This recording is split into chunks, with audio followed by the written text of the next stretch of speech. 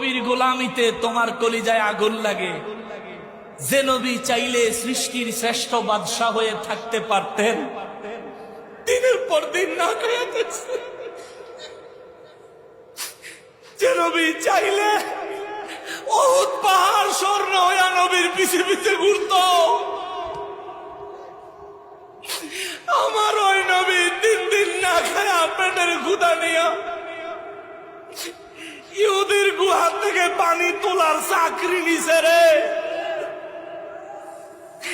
যারে না বানাইলে আল্লাহ কিচ্ছু বানাইতো না। ওই নবী ইহুদির গুহা থেকে এক বালতি, দুই বালতি, তৃতীয় বালতি পানি টান দেওয়ার সময় রশি ছিঁড়ে বালতি ভিতরে পড়ে গেছে।